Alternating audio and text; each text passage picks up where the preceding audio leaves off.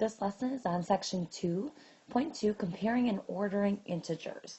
And let's remember from last lesson that the term integers mean negative or positive whole numbers. So we're going to be ordering these negative and positive whole numbers today, as well as comparing them. So let's look at this number line. We have a number line with integers, and I wrote this number line from -4 all the way to +4. And just like the arrows state, the farther left on the number line, the smaller the number gets. And the farther right on the number line, the larger the number gets. So that brings me to the first example. So which number is larger, -1 or -6? All right, so let's go back real quick. Let's remember.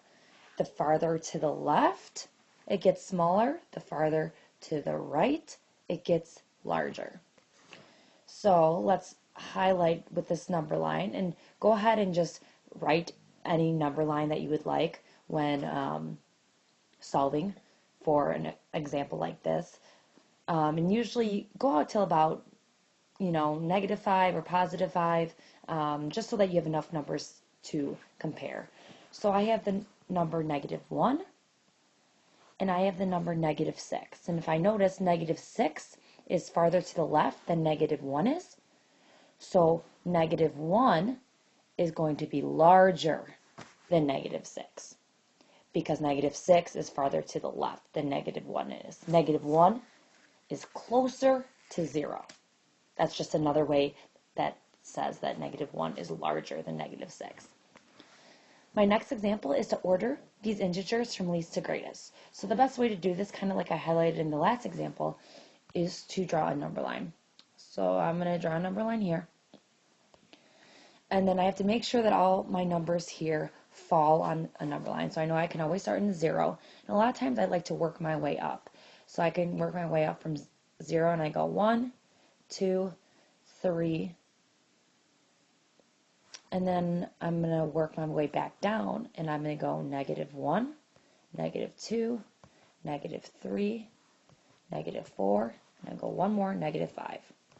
Okay, so let's see.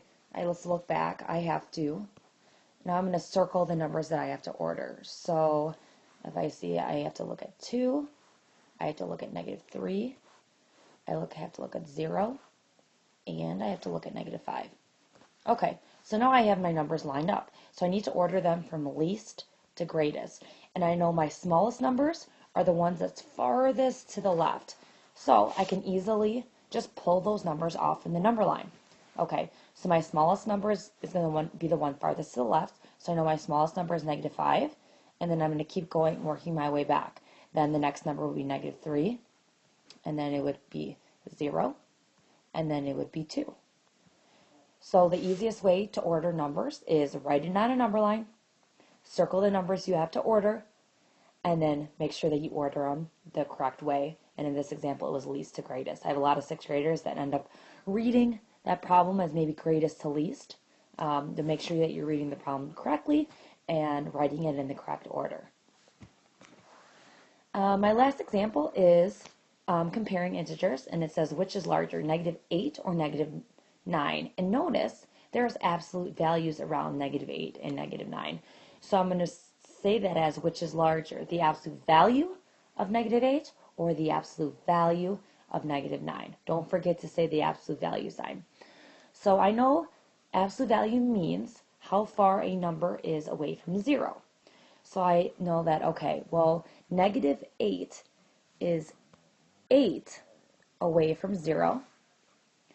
And the absolute value of -9, or another way to say that is, how far is -9 away from 0? Well, I know -9 is 9 away from 0. So now I know, okay, well, which is larger, 8 or 9? Well, I know 9 is the larger number. So the absolute value of -9 is larger than the absolute value of -8.